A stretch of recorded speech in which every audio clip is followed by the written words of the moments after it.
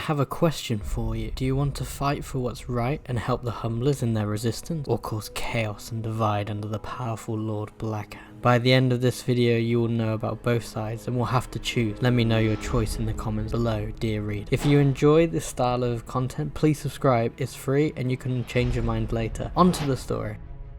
I am Erin. This is my story. I am an ancient warrior who has freed Humblers and the people before from the beasts of the night. I knew Lord Blackhand, and I have fought the wretched horrors of the Three Realms alongside him for many years. We have protected villagers and Humblers alike. Now I do not know Lord Blackhand, I only knew Frederick. Whilst we have fought together, I fear his need for control and dictatorship has taken over him. This is why I come to you with this message. It is time that we stand as Humblers against Lord Blackhand and form a resistance. I have heard of a resistance brewing, so you must seek it out. I am just a guide, but you cannot let Lord Blackhand gain control again. There is more I can tell you, but the time has come, dear reader, for you to listen to the memoir of Lord Blackhand so you can choose resistance or evil. Memoir of Lord Blackhand, written by Alfred L.K. Chapter 1. Long ago I once had a friend.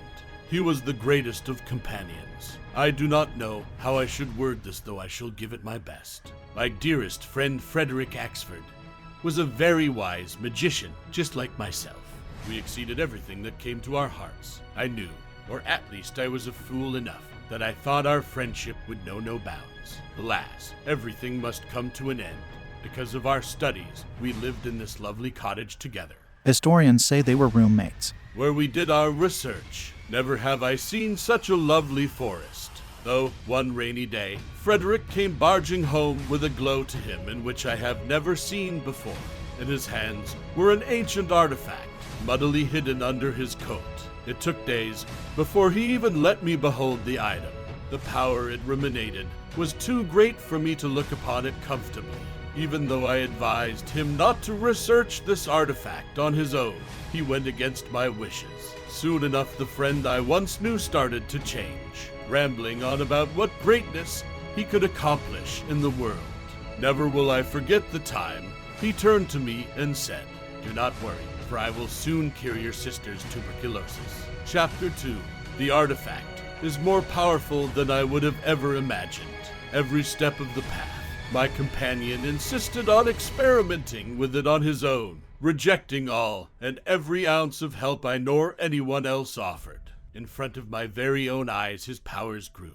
In hindsight, I know I should have done something back then, although in the moment I was too devoured in awe. It started small. Frederick cured my sister, whose cheeks regained their red blush, and whose eyes tindered with 1,000 stars once more. Seeing my beloved sister smile so dearly erased the unease that had started settling its roots in my mind. In due time, he was the hero of the village. Frederick performed miracles no one had ever dreamed of. The reasoning was always consoling. Oh, if he was not great at putting your mind at ease. Can you not see the happiness I give? Do you not see the safety I provide? The year was 239, on September the 4th. Although in recent times years have been counted from the arrival of the Humblers, so in their counting it would be 2857 years before the Humblers. Why is this date important, you might ask? That is officially the last day I laid eyes upon my friend, before he ascended into something greater than anyone could ever imagine. As a departing gift, he gave me the gift of immortality, which I had later come to despise. Nevertheless, the time after the departure was blissful. The horrid dragon that had plagued our lands was imprisoned in another dimension, and along with it other dangers were locked away.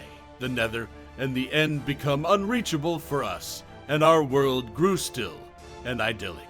There was no longer any need for magic to protect us, since we had him, he who watches over us. That is, until the Humblers arrived. With them came technology never before seen in this realm. They stirred up ancient enchantments to lock onto armor and weapons. Their curiosity had no end. Eventually, they started making tiers into dimensions, opening up ancient seals to the other dimensions, and eventually slaughtered the dragon that was so securely locked away. The Humblers' drive for knowledge and freedom drove more tiers into the universe, letting loose the monsters so long forgotten in our realm. At first he did nothing, but slowly I could sense his unease and anger. The friend I once knew came back, utterly changed throughout the centuries that have passed. He was no longer himself. He had turned foul and furious. No longer did he speak words of kindness and protection, but he spoke of anger and power. His mind had been warped from one of good intentions into a will to own the world, to dictate and rule, to me. He almost did not only seem upset at the reversal of years of work, but also at the loss of control and dictatorship he had held over the realms for so long. I tried to soothe his soul, but soon discovered it had all turned dark. My friend was no longer in sight, and no words I spoke could change his mind. He was no longer Frederick. He had turned into Lord Blackhand. So, dear viewer, which side do you choose? Let me know in the comments below.